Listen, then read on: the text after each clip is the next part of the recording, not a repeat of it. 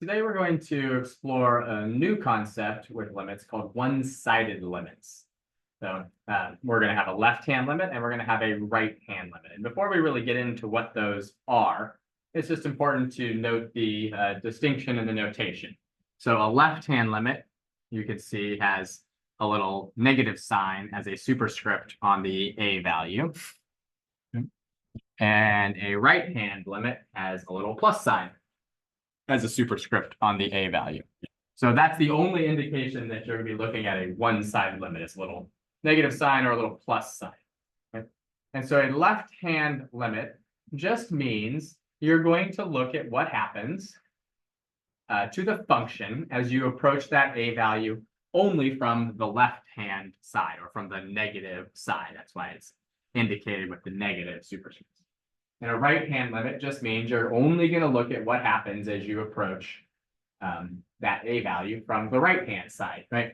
So if I'm talking about, let's say here's a left-hand limit, I'm only going to look at what's going on to the function as I approach from the left. This would be my left-hand limit. My right-hand limit, right? I'm only going to look at what happens as I approach from the right-hand side. And so depending on the nature of the function, the left-hand limit and the right-hand limit might be the same, or they might be different, right? Just depending on what's going on with the function. And all the other rules that we've talked about and techniques for evaluating this limit, these limits will apply. It's all exactly the same, except that you only look from one side or the other, right? That's the only difference. Okay? And before we get into doing any of these, there is a very important rule about one-sided limits and two-sided limits and the relationship between them that we need to know, right?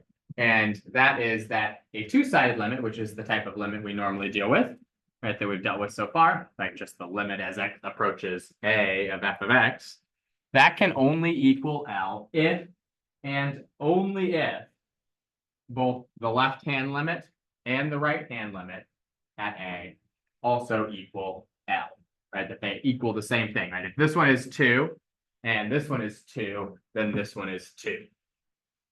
Okay, but let's suppose the left-hand limit is 2 and the right-hand limit happens to be 3, then this one does not exist, right? Because it can only exist if and only if the left and the right-hand limits are the same. And in this case, they're not the same, right? From the left it's 2 and from the right it's 3. We might see that with, we'll just say a piecewise function, right? So let's say here's a, here's my left-hand limit, here's my function, right? And from the left, we're approaching, let's call that 2. And from the right, we're approaching 3. And therefore, the two-sided limit, the limit as x approaches a of f of x, can't exist because from the two different sides, we're approaching two different numbers. There's not one specific number that we're approaching. From the left, there's a number we're approaching, it's 2. And from the right, there's a number we're approaching, it's 3. But together, there's no specific number that we're approaching. So we're going to take a look at a couple different cases using one-sided limits, and we're going to look at a couple other just standard limit rules before we call it for today. So should be a pretty easy day. The first one we're going to look at is f of x equals the square root of x minus 2. Now, with any luck, you should all know exactly what that looks like. That's just a regular old radical function that's been shifted 2 units to the right. So it starts right here. And, well, if we put in 3, we should get 1, right? We should know what this looks like. And if we put in 6, then we should get 2. I'm just plotting a couple points just so I make this look accurate, but it just looks like a good old radical function, right? Going through 2, 0, 3, 1, 6, 2, radical function shifted over 2 units. So our first question is, what's the limit as x approaches 2 from the right of f of x? Well, here's 2, right? Here's 2. So what happens as we approach 2 from the right? Well, we're going down here towards a y value of 0. Right? If I plug 2 into this function, we get 0. And because there is a continuous section to the right of x equals 2 over here, right? There's a continuous section over here. We can find this limit. When I look at the second one here, the limit is x approaches 2 from the left of f of x. Now, if I plug in 2, I just get 0. But we can't have a limit unless there is a piece of the function to the left of 2. And over here, any number I plug in over here results in that radical being a radical of a negative, results in the function being undefined. There's no continuous piece of the function to the left of 2, and therefore this limit does not exist. And so the third one should be very easy, right? Because the two-sided limit can only exist if the first one, the right one, and the left one are equivalent, and they certainly are not, and therefore the two-sided limit does not exist. And we should be able to see that because in order for a limit to exist, we need to be able to approach from both sides, and I can't approach from the left-hand side because there's no function to the left over there.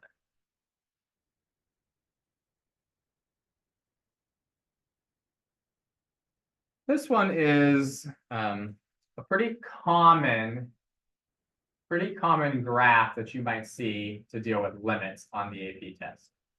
Either absolute value of x over x or the reciprocal of that, or something like that we'll see in a minute, something like the absolute value of x plus 2 over x plus 2, where they just have shifted it to the left or the right, some amount. So it's really important that if you don't know what this graph looks like, that you learn it right now, right? Because this is likely to appear on the AP test. So if I take any positive number and plug it into this function, and let's say I plug in 3. The absolute value of 3 up in the numerator is 3, and the denominator is still 3. 3 over 3 just gives me 1. Okay? If I plug in 7, then I end up with absolute value of 7, which is 7, divided by 7, which is still 1.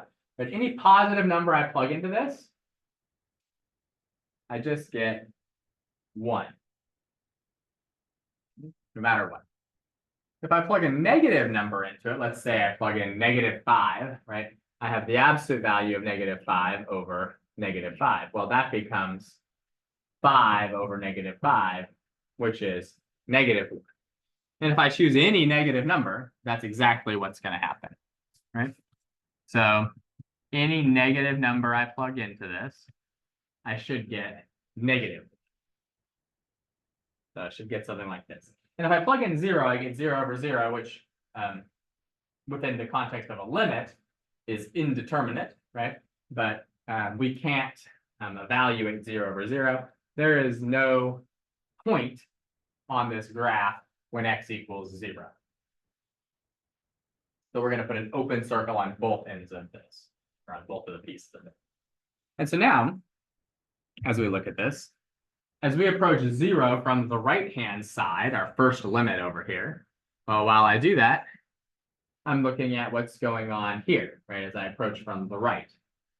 Well, as I approach x equals 0 from the right-hand side, my function is always 1, right? It's 1 all the way up until I get to 0. So this limit is equal to 1. And the bottom one here is equal to -1 for the same basic reason, right? That function is always -1 on the negative side of 0. And then we think about our rule for the two-sided limit. Well, the two-sided limit can exist and it is equal to some number if and only if the left and the right are the same. Well, 1 is not -1, and therefore the two-sided limit does not exist.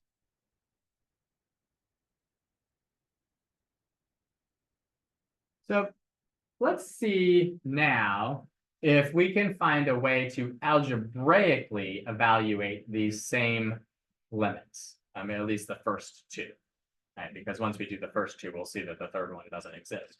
So in order to do this, we have to think a little bit about the definition of absolute value. So let's put a new page in here. What is the absolute value of x? Well, the absolute value of x just equals x if well, we have to think about what makes that true. Absolute value of x is x if x is greater than or equal to 0. Right? Because if I plug in 0, the absolute value of 0 is 0. And if I plug in 1 or 1,000 or 10 million, the absolute value of a positive is just that same positive number. But the absolute value of x is equal to the opposite of x if x is less than 0. This is our algebraic definition of absolute value that you really do need to know. Right? Now, if I try to take the absolute value of, let's say x is -3. So I'm trying to take the absolute value of -3. This is saying it is the opposite of x, where x was -3. Right? That's how we get a positive value when we take the absolute value of a negative. Right? We're just flipping the sign of it, but really we're finding the opposite of x if we're taking the absolute value of x for x less than 0. So given this little basic algebraic definition of absolute value that you should know, that we're going to use multiple times this year. If I'm looking at x approaching 0 from the right, what can you tell me about x? Well, hopefully you're going to be able to tell me that x is always positive as we approach 0 from the right. And so if x is always positive, then that's going to tell me that this is just a limit as x approaches 0 from the right. Instead of being absolute value of x over x, we can rewrite absolute value of x as just x, right? Because when x is positive, the absolute value of x is equal to x. And we know that as long as x isn't 0, x over x is just 1. And we know x isn't 0 because we're approaching 0, right? If we're approaching 0, we're not 0. And what's the limit of a constant? It's just the constant. So there's our algebraic way to think about this. And for this one, if I'm approaching 0 from the left-hand side, that's going to tell me that x must be negative. And in the case where x is negative, the absolute value of x is now the opposite of x. So this limit is equivalent to the limit as x approaches 0 from the left of the opposite of x over x.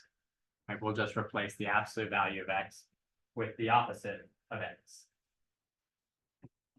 And as long as x isn't 0, the opposite of x over x is just -1. And therefore, this limit is equal to -1. And if the one-sided limit from the right and from the left are not equal, then the two-sided limit, just like before, doesn't exist. So you need to know how to do this both algebraically, and you need to know how to do it just by looking at the basic graph of it. Right? You may see it as a graph on the AP test, or you may see it where they just give you a limit to evaluate. So let's do another one of these. Oftentimes they'll throw in something where they're adding a plus or a minus inside this absolute value and inside the numerator or denominator. So for this, we have to think about what makes x minus 7 itself positive or negative, right? If I'm approaching 7 from the left-hand side, that means I'm plugging in numbers that are smaller than 7. Right? I'm thinking about numbers smaller than 7. Well, that would mean that x minus 7, if I'm plugging in a number smaller than 7, is going to be negative. That means that I'm taking the absolute value of something that is already negative. Well, when we do that, we have to follow that rule for the definition of absolute value, that we need to take the opposite of whatever that thing is. So we'll replace the absolute value with the opposite of x minus 7. We'll keep it over x minus 7. We'll note that the x minus 7 over the x minus 7 can cancel as long as x is not 7, which it is not, because we are approaching 7. So we get a limit as x approaches 7 from the left of -1, and the limit of a constant is the constant. For the second one here, if x is approaching 7 from the right, that means we are plugging in numbers larger than 7 to x minus 7 in that absolute value. And a number larger than 7 minus 7 is always going to be positive. And so if the thing inside the absolute value is positive, that means we can just replace it with what's already inside. And x minus 7 over x minus 7 is just 1, as long as x is not 7. And for all the same reasons as before, x isn't 7, because we're approaching 7. And the limit of a constant is a constant. And the two-sided limit does not exist, because the left and the right-hand limits are not equivalent. The two-sided limit only exists if and only if the one-sided limits equal each other. Okay, let's take a look at this piecewise defined function here. So we've got f of x is 3 minus x if x is less than 1. F of x is 4 if x is 1. And f of x is x squared plus 1 if x is greater than 2. So in order to find the limit as x approaches 1 from the left-hand side of f of x, we have to think about what that means. That means we're looking at numbers that are smaller than 1 if we're approaching 1 from the left. Well, we are less than 1 for f of x, or when f of x is less than 1, or when x is less than 1, f of x is this upper piece of our piecewise defined function. So really, this is just a limit as x approaches 1 from the left of 3 minus x. Well, 3 minus x is a continuous function. And so all we have to do is just plug in the 1 and get ourselves 2. If we think about what happens as we approach 1 from the right-hand side, I'm not sure why I have a 2 here. Actually, I think I meant this. I meant for this to be a 1. I don't know. I'm not sure why I had a 2 there. So if we're thinking about the limit as x approaches 1 from the right of f of x, well, that would just be this piece right here, x squared plus 1, because that's what we're defined for when x is greater than 1. Right? And if we're approaching 1 from the right, we're thinking about values that are greater than 1. Right? So let's just plug that in. It now becomes a limit as x approaches 1 from the right of x squared plus 1, which is just 1 squared plus 1, or 2. And so now, because the left-hand limit was 2 and the right-hand limit was 2, the two-sided limit must also be 2. And if we think about what this looks like, and if we were to actually graph this, we know that this first piece, 3 minus x, and we'll just make kind of a crude little sketch here. Here's x equals 1.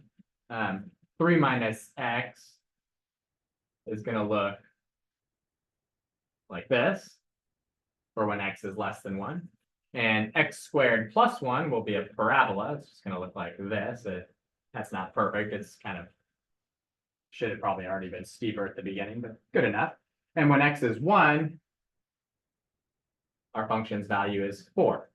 And so this is the basic idea of what this graph looks like. And we can see that the value of the function at x equals 1 has no bearing whatsoever on what the limit is. All we care about is what's happening from the left-hand side and from the right-hand side. And even though we don't have the same function, well, it is the same function, it's f of x, but even though it's not defined in the same way to the left and to the right of 1, the limit can still exist. And that's really, that's the basic idea of one-sided limits. We're going to take a look at a couple of quick rules regarding limits that we're going to need for a bunch of stuff we're going to do later down the road in this unit. We got a long way to go here still in our limits unit. So these are a bunch of rules for limits that you need to just sort of have filed away in the back of your brain. They're all, I think, fairly intuitive. We're not gonna do proofs of any of these. They're, like I said, they're pretty intuitive and pretty straightforward. So I'll just kind of run through them real quick. We're not going to really use any of them today, but with what we do next time, you're going to see that these are going to become exceptionally important. Right? So these are our operation rules for the limits. As long as the limit as we approach a of f and g both exist, then if I add f and g together and try to find their limit, it's the same as doing the two limits separately. So I can break apart a large function into separate limits, or I can take multiple different limits, all approaching the same a value, and put them together into one limit. I can do that using both addition, subtraction, multiplication, right? And division, the only caveat for the division one being the limit as x approaches a of g of x, the one that's in the denominator, can't equal 0. If that one equals 0, then we can't do it. And then our last little rule here is a pretty straightforward one. Also, if I had something like the limit as x approaches a of a constant times a function, I can take that constant and pull it out into the front of the limit. So let's say, just in most basic terms, I had the limit as x approaches a of 7x. Well, the base function within there is just x, right? The linear function. The 7 is just a constant I'm multiplying it by. This is the same as 7 times the limit as x approaches a of just x, which doesn't necessarily seem like it's going to be super useful maybe, but it actually turns out to be exceptionally useful, right? And we can think about it in this way too, that it's really just the multiplication rule going on, right? I could rewrite it as the limit as x approaches a of 7 times the limit as x approaches a of x, right? And we know that the limit as x approaches a of a constant is just a constant. So we still end up with the same thing that we said before, right? So those are a couple important rules we need to know. We'll look at a couple more, or really just one more here on the next page. The limit as x approaches a of a function being raised to a power is the same as the limit as we approach a of that function, all being raised to the power. So you can, if you have an entire function being raised to some exponent, you can, instead of trying to evaluate that limit, you can pull that exponent outside the entire limit, find the limit of the base function, and then apply the exponent afterwards. Which again, doesn't seem like it's going to be super useful, but I can assure you that with some of the more complicated limits that we're going to get into, it's going to be really useful. So we could rewrite this one as a limit as x approaches -1 of 5x plus 3, all being raised to the third power. And because 5x plus 3 is the base function in there, and it's all being raised to the power of 3, so we can pull that exponent of 3 out in front of the whole thing, or out into the as an exponent on the entire limit. And the same thing can happen here, just to note that, you know, this is read sine cubed theta, and all that means is, right, sine cubed theta is the same as sine of theta cubed, right, or sine theta times sine theta times sine theta. Okay. So we can just rewrite this if we wish as a limit as x approaches pi over 6 of sine theta, all to the power of 3. And this exponent rule is going to be quite useful for us, like I said, moving down the road. So that's going to be it for today. Next time, we're going to introduce something called the squeeze theorem or the sandwich theorem. We're gonna look at what that is, use it to prove that limit that we talked about a couple days ago. The limit is x approached 0 of sine x over x, which we said was 1, but we weren't sure because we didn't have an algebraic way to do it. We're going to use this theorem called the squeeze theorem to prove that, and then use that to just open up a whole big box of cool new limits that we can start to evaluate. But that's it for today.